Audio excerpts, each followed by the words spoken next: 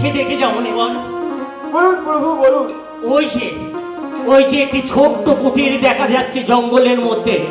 চলো চলো আমরা ওখানে যেয়ে দেখি, ওখানে গেলে হয়তো পিপাসার জল আমরা পেতে পারি। প্রভু ওই অট্টালিকার মালিক আমাদের জল পান করালো না, আর ওই পণ্য কুটিরে গেলে কি আমরা জল পাবো প্রভু? এসো মনিবর এসো, ওখানে গেলে তো আমরা পেলেও পেতে পারি। তুমি এসো। তাই চলুন প্রভু, তাই চলুন। নারায়ণ নারায়ণ না।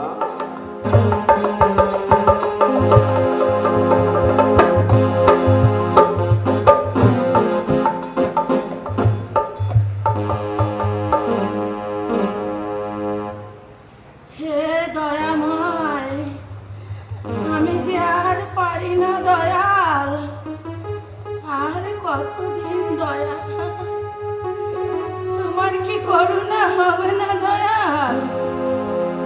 হে জীবন যন্ত্রণা, এই যে বড় যন্ত্রণা, আর আমি বইতে পারছি না দয়াল। তুমি তোমার কাছে আমাকে ডেকে নাও দয়াল, তোমার কাছে ডেকে নাও। মা, গৃহে কেউ কি আছেন? শুনছেন? গৃহ মাঝারে কেউ আছেন? কে বাচ্চা, কে বাচ্চা, তোমরা কে? আমায় মা বলে ডাকলে বাচ্চা? মরি মরি। মা, আমরা ভিখারি ব্রাহ্মণ মা, বহুদূর থেকে আমরা এসেছি। পিপাসায় আমাদের গলাটা শুকিয়ে যাচ্ছে মা গো। মা, একটু জল দেবে মা? মরি মরি, কি অপরূপ সুন্দর, যেন ভুবন জোড়ানো রূপ। তোমরা কে বাচ্চা? আমায় তোমরা মা বলে ডাকলে বাচ্চা? আমার তো তিন কুলে কেউ নেই বাচ্চা। আমার আছে মা। আছে, আমার তো কোনো সন্তান নেই, তাই আমাকে কেউ মা বলেও ডাকে না বাচ্চা। মা গো। ডাক ডাক বাচ্চা ডাক, আর একবার মা বলে ডাক। মা, মা ডাকো মা, আমরা তোমাকে মা বলে মা ডাকবো। বলে ডাকবো, কিন্তু তার আগে তুমি আমাদের একটু জল দিতে পারো মা? ক্ষুধায় আমাদের জীবনটা বেরিয়ে গেল মা।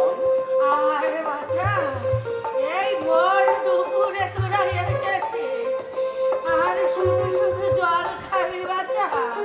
মরে ও। যাবে না। আমি তোদের জন্য অন্ন, আমি তোদের জন্য অন্ন খুঁজছি, আমি তোদের জন্য অন্ন নিয়ে আসছি। যাই যান মা। কিন্তু আমি কোথা থেকে অন্ন দেব? আমার তো ঘরে কোনো চাল ডাল কিছু নেই বাচ্চা। মা গো, আমাদের একটু জল দিলেই হবে মা। বাচ্চা মনে পড়েছে, আমার তো একটা কালো গাভিন আছে রে, তার অনেক দুধ আছে। যাই যান মা। কি বুঝলে মনিবর? প্রভু, এই জগৎ মাঝারে মর্তধামে আমার অনেক ভক্ত আছে, যে এমনও ভক্ত আছে যা যে হাজারও আছে, তবু আমাকে তারা চায় না। আবার এমন ভক্ত আছে নিঃস্ব রিক্ত অসহায়, তারা যে অঝরে কেঁদে চলেছে এবং আমাকে তারা ডাকছে। হরিবোল হরিবোল বলে তারা ডাকছে, ডাকছে আর কাঁদছে আমার অসহায় ভক্তরা। আমি যে তাদের কান্না সহ্য করতে পারি না মনিবর। এই জগৎ সংসারে যে সবাই আমার সন্তান, তাই তো আমি বারে বারে ছুটে আসি। প্রভু, যে দেখো মনিবর দু হাত তুলে হরিবোল হরিবোল বলে আমাকে ওরা ডাকছে। আমি যে ওদের কান্না সহ্য করতে পারি না। আর তোদের অপেক্ষা করতে হবে না। বুড়িমা আসছে প্রভু। আর তোদের অপেক্ষা করতে হবে না বাচ্চা। আমার আমার কাজলি না আজকে অনেক দুধ দিয়েছে। এখানে না বাচ্চা,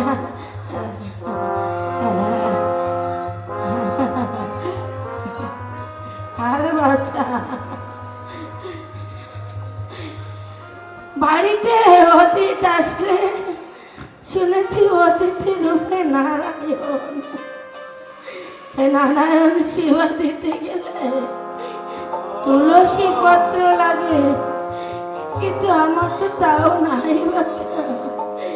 তাই তো আমি আমার এই নয়ন জলে আমি তুলসী পত্র করে দিলাম বাচ্চা।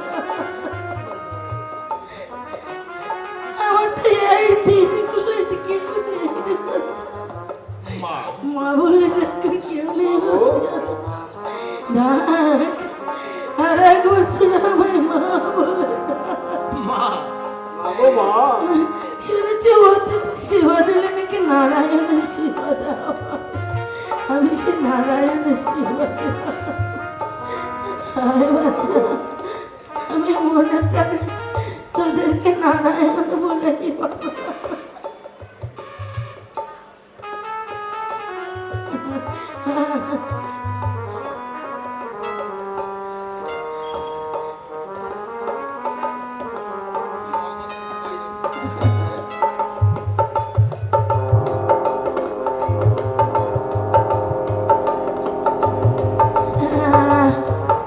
বাচ্চা,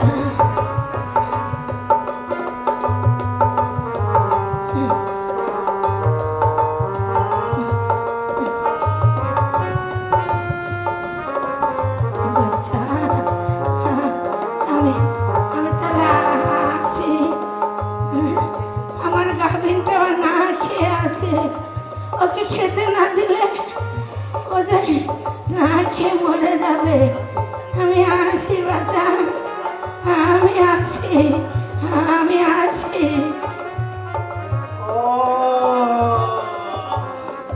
প্রভু, জল পিপাসা নিবারণ হলো প্রভু। মণিবর, বুড়ি মায়ের জল খেয়ে পিপাসা মিটলো, তাকে তুমি আশীর্বাদ করতে বলবে না? হ্যাঁ প্রভু, আমি আপনাকে কি বলবো, আপনি তো সবই জানেন। তাহলে শোনো মণিবর, আমি বুড়ি মাকে আশীর্বাদ করব, এমন আশীর্বাদ করব যে আশীর্বাদ শুনলে তুমি চমকে উঠবে। প্রভু, তাহলে শোনো, আমি বুড়িমাকে এই আশীর্বাদ করছি যে কালো গাভীর দুগ্ধ সঞ্চন করে আমাদের পিপাসা মিটিয়েছে, সেই বুড়িমার কালো গাভী এখনই মারা যায়। নারায়ণ নারায়ণ নারায়ণ। প্রভু, আপনার মহিমা আমার পক্ষে বোঝা সম্ভব না। আপনার মহিমা বোঝা বড় দায় প্রভু। ওই বুড়িমা যার একটা কালো গাভী, যে বুড়িমা আমাদেরকে জলপান করালো না, ওই অট্টালিকার মালিক আমাদের জলপান করালো না, আর ওই বুড়িমা আমাদের জলপান করালো না। মণিবর, বুড়িমার ওই কালো গাভীটা যদি বেঁচে থাকে, তাহলে সারাটা জীবন বুড়িমা যে ওই কালো গাভীটা নিয়ে ব্যস্ত হয়ে থাকবে।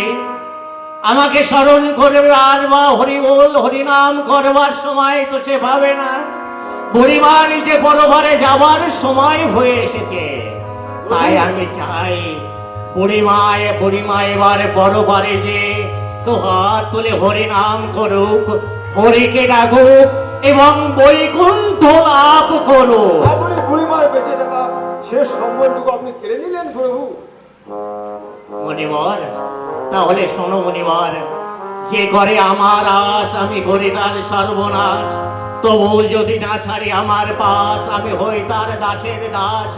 যদি কোনো ভক্ত আমাকে ভজন সাধন করে তাকে করি আমি নিঃস্ব নিত্য, তবু যদি সে বদন সাজন না ছাড়ে, তাকে করি আমি পথের ভিখারি। তবু সে দোহাত তুলে হরিবোল বলে, যদি পথমাত্রে হতে দোহাত তুলে হরিবোল হরিবোল করে, আমার এই দুহাত দিয়ে তাকে পথমুক্ত হতে আমি তাকে তুলে নিয়ে আমার এই বক্ষ মাঝারে। প্রভু, আপনার মহিমা বোঝা বড় দায়। মনিবর, আমি বুঝতে পেরেছি তুমি তো খুব চালাক মনিবর। তোমার এখনো মনে অনেক বাসনা আছে, তুমি এখন অন্য সেবা করতে চাও, তাই তো? প্রভু, আমি কি বলবো, সবই আপনি জানেন, কিন্তু মধ্যাহ্ন ক্ষুধা তো বেড়েই চলেছে প্রভু। বেশ, চলো। ওই দেখো, ওই যে একটি পণ্য কুটির দেখা যাচ্ছে, ওখানে চলো, যে দেখি ওখানে অন্ন সেবা পাওয়া যায়। বেশ, তাই চলুন প্রভু, তাই চলুন। চলো মনিবর। নারায়ণ নারায়ণ। ধরা মায়ের গৃহের দিকে অন্ন সেবা করবার জন্য ধরা তার স্বামী দ্রোণ, ব্রাহ্মণ আর ব্রাহ্মণী প্রতিদিন ভিক্ষা করে কোন রকমে দিন যাপন করে। পরনে তাদের ছিন্ন বসন, ধরা গৃহ মাঝারে তার স্বামীর জন্য অপেক্ষা করছে আর কেঁদে কেঁদে বলছে, আমরা কি কোনোদিনও সুখের মুখ দেখতে পারবো না দয়াল? কোনোদিন কি আমরা গোবিন্দ সেবা দিতে পারবো না দয়াল?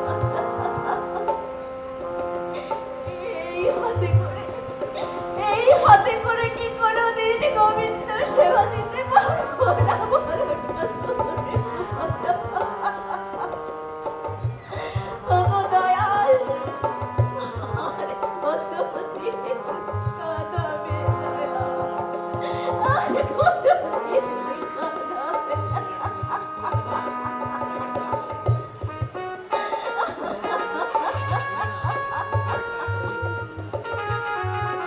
ওগো দয়াল, ওগো হরি, কৃপা করো ঠাকুর, এই হতভাগীকে কৃপা করো ঠাকুর, কৃপা করো।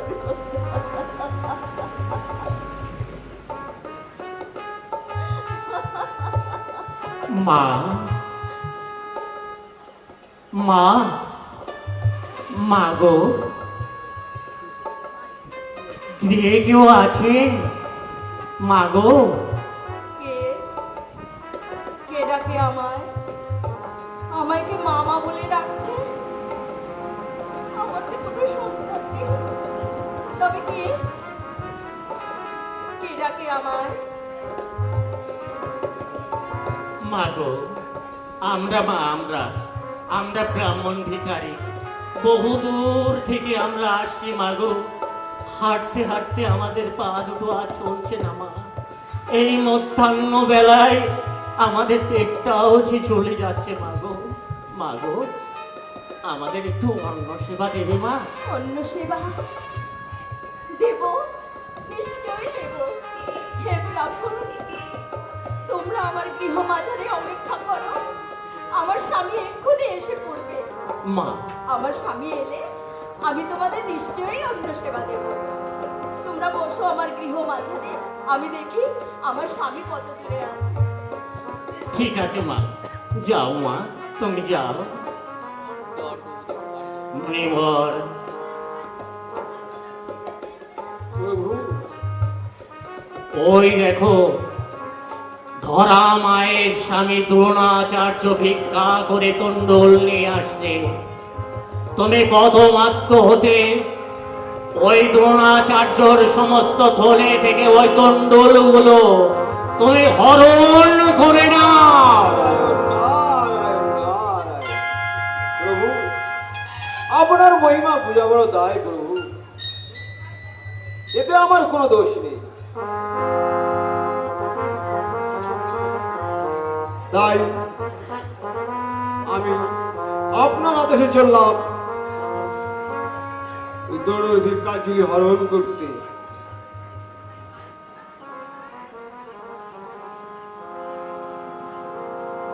হ্যাঁ, তাই তো। ওই তো ওই দূরে দৌড় আসছে। দেখি প্রভু আদেশ কর্তব্য পালন করাই আমার কাজ, তাই আমি চললাম দৌড় ভিক্ষা ঝুলি হরণ করতে।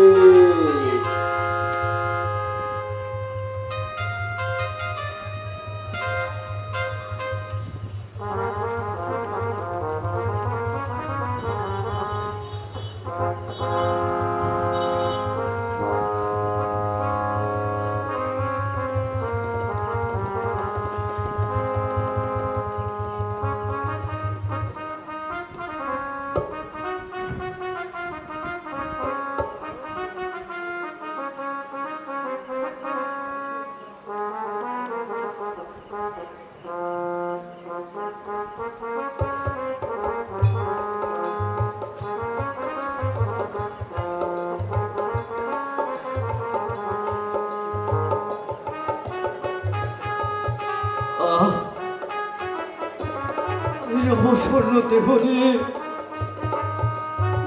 আমি যে আর চলতে পারছি না ঠাকুর।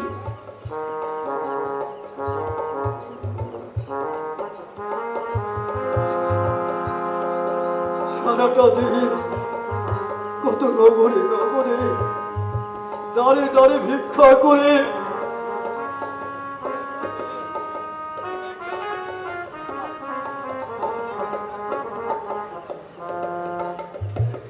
তাই তো হ্যালো আমার স্বামী কেন আসছে না? দাঁড়ে দাঁড়ে ভিক্ষা করে আমি যে বড় ক্লান্ত, বড় পরিশ্রান্ত। হে দয়াময় ঠাকুর, এ তোমার কেমন লীলা! কোনদিন তো তোমাকে সেবা না দিয়ে আমরা জলক্ষণ করিনি ঠাকুর, তবে কেন,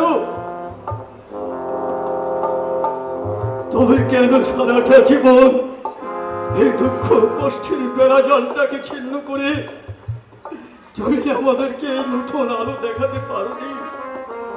দয়াময় ঠাকুর, তুমি কি পারো না এই দারিদ্রতার ঘন কালো মেঘটাকে সরিয়ে দিয়ে একটু নতুন সূর্যের আলো দেখাতে?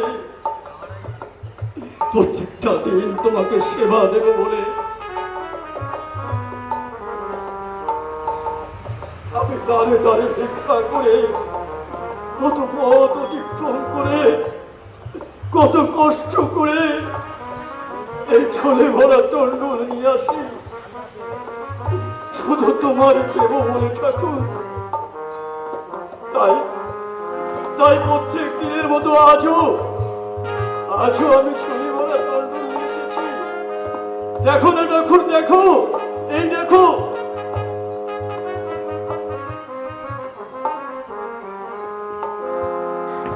তাই তো আমার স্বামী কেন আসছে না?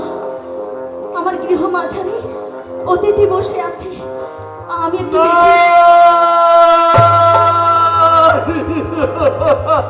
দেখি। আমার স্বামী আমাকে ডাকছে, আমি তুমি যাই। কি করলে ঠাকুর?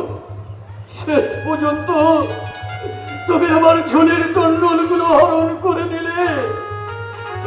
এ তোমার কেমন লীলা ঠাকুর, এ তোমার কেমন লীলা। স্বামী ধরা আমার জন্য গৃহ মাঝে বসে আছে, কখন আমি ভিক্ষা ছেড়ে গিয়ে তার হাতে এই ঝুলিটা আমি তুলে দেব আর বলবো, ধরা গো, আমি অনেক ভিক্ষা করে তন্ডুল নিয়ে এসেছি, এই নাও এই ভিক্ষার ঝুলি তুমি ধরো, এই তন্ডুল রন্ধন করে দেব আমরা গোবিন্দ সেবা। কিন্তু আজ আমি কেমন করে বলবো ধরা? আমি না না না না, আমি তাকে মিথ্যা কথা বলতে পারবো না। সে যে আমার সহধর্মিনী, আমার সঙ্গে সব সময় সে সহযোগিতা করে, তার কাছে আমি মিথ্যা কথা বলতে পারবো না। না না, যেমন করে আমার গৃহ মাঝে ফিরে যেতে হবে, দিতে হবে আমার গোবিন্দ সেবা। আমি ধরার কাছে সব কথা খুলে বলবো। আমি আসছি ধরা, আমি আসছি।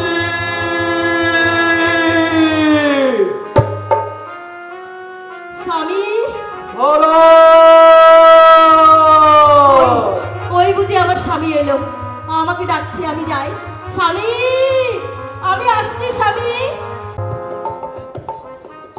কোথায় কোথায় স্বামী তুমি তুমি কোথায় তুমি কি এখনো আসোনি ধরা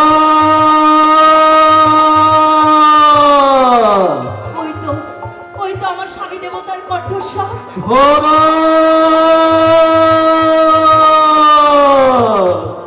ধরা স্বামী এসেছো স্বামী এসেছো স্বামী গো দাও দাও তোমার ভিক্ষার ঝুলাটা আমাকে দাও দাও স্বামী দাও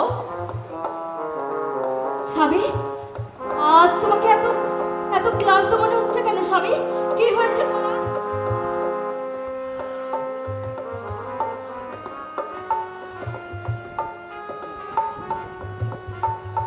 না তেমন কিছু নয় ধরা।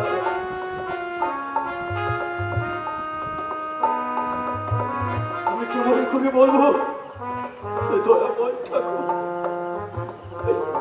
স্বামী আজ তুমি ভিক্ষায় যাওনি হ্যাঁ ধরা আমি গিয়েছিলাম ভিক্ষায় গিয়েছিলে হ্যাঁ তাহলে তাহলে এই ছোলাতে তো এক দানাও তন্ডুল নেই স্বামী আমি কি দিয়ে অতিথি সেবা দেব কি দিয়ে দেব গোবিন্দ সেবা বলো স্বামী বলো কি দিয়ে দেব আমি গোবিন্দ সেবা ধরা গো স্বামী আমি ভিক্ষা করে ওই রাস্তা দিয়ে হেঁটে আসতে আসতে একটা অলৌকিক ঘটনা অলৌকিক ঘটনা দেখো হ্যাঁ অলৌকিক ঘটনা হঠাৎ প্রথম আজার ধোঁয়াশাচ্ছন্ন হয়ে গেল কি বলছো স্বামী ওই ধোঁয়াশাচ্ছন্নের ভিতর দিয়ে একটা অলৌকিক শক্তি আমাকে স্পর্শ করলো তারপর তারপর তারপর আমি বসুমাতার কোলে লুটিয়ে পড়লাম তারপর জানো কিছুক্ষণের মধ্যে সবকিছু অদৃশ্য হয়ে গেল না না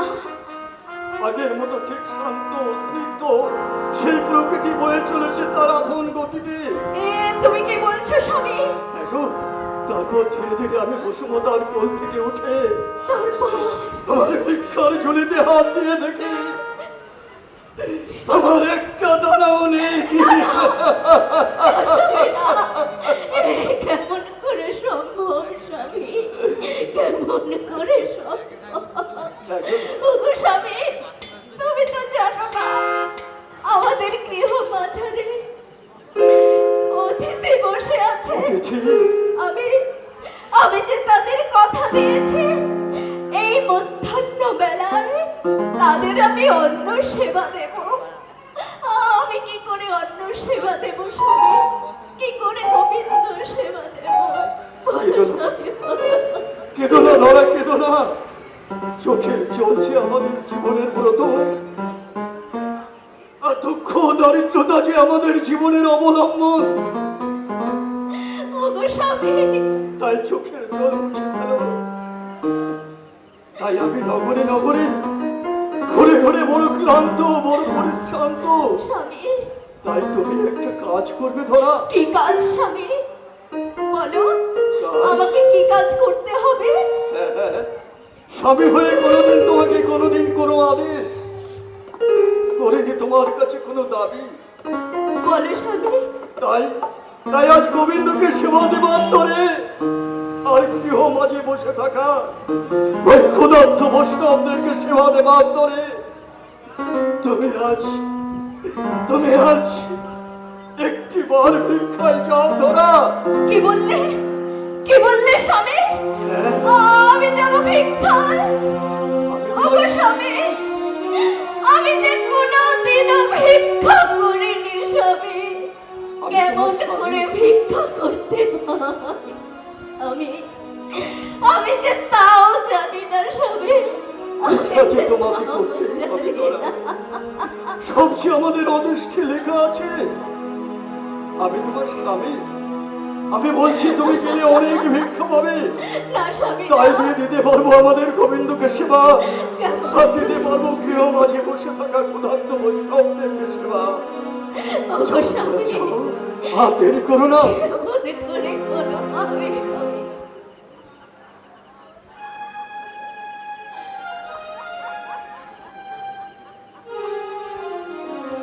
কেঁদো না ধরা কেঁদো না চোখের জল মুছে ফেলো আমি যে কোনোদিন ভিক্ষা করে কেমন করে ভিক্ষা করে এই অঞ্চল পেতে, নাকি হাত পেতে পেতে বলো সবে, বলো আমি কি করে ভিক্ষা করি সবে? যাও ধরাটা যাও, আর দেরি করো না। আমার আশীর্বাদ তোমার মাথার উপরে থাকবে, তুমি গেলে নিশ্চয়ই ভিক্ষা পাবে। দাও ধরা দাও, ভিক্ষার ঝুলিটা তুমি স্কন্ধে ধারণ করো। যাব যাব স্বামী, যাব, নিশ্চয়ই যাব। আমার গৃহবাজারে যে ক্ষুধার্ত অতিথি আমি ধরা, আমি কথা দিয়েছি এই মধ্যাহ্ন বেলায় তাদের যে সেবা দেব, সেবা? অন্য সেবা দেব স্বামী। তাই তাই আমি আর বিলম্ব করব না। ওগো স্বামী, তোমার ওই ভিক্ষার ঝোলাটা আমার স্কন্ধে তুলে দাও স্বামী। ভিক্ষার ঝুলি তোমাকে তো দিতেই হবে। স্বামী হয়ে এই দুর্ভাগ্যময় জীবনে আমি তোমাকে কিছুই দিতে পারিনি, দিয়েছি শুধু দুঃখ, কষ্ট, যন্ত্রণা, দিতে পারিনি সুখ শান্তি। তাই আজ গোবিন্দকে সেবা দেবার তোরে, আর গৃহ মাঝে বসে থাকা বৈষ্ণবদেরকে সেবা দেবার তোরে এই হতভাগ্য স্বামী তোমার স্কন্ধে তুলে দিচ্ছে এই ভিক্ষার ঝুলি।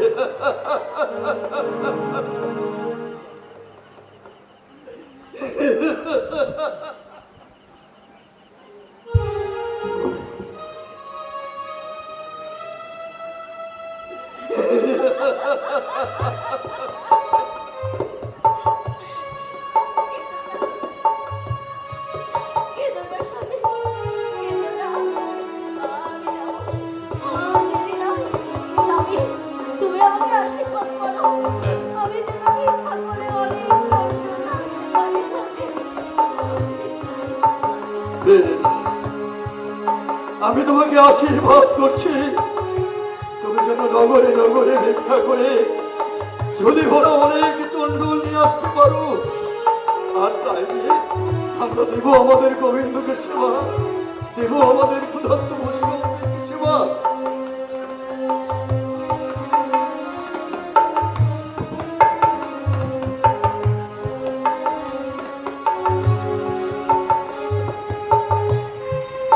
ধরা, আমি আমি যাই, আমি শীঘ্রই যাই স্বামী, অনেক দেরি হয়ে গেছে। এসো ধরা, আমাকে নগরে যেতে হবে। আমি যাই স্বামী, আমি যাই। ধরা।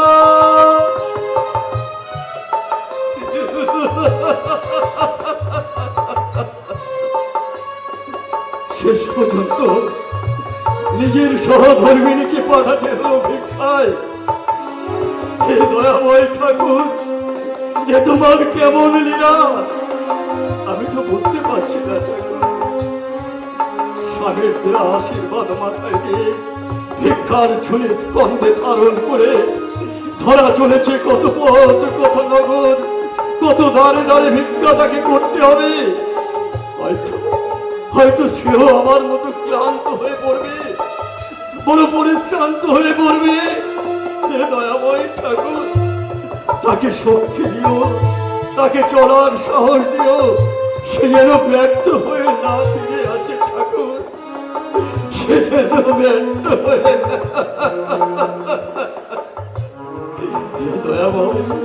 হে দয়াময় ঠাকুর, যদি কোনোদিন ব্যর্থ হয়েও ফিরে আসে তাহলে মনে রেখো ঠাকুর, তোমার চরণে এই দুঃখের জীবন আমরা আহুতি দেব।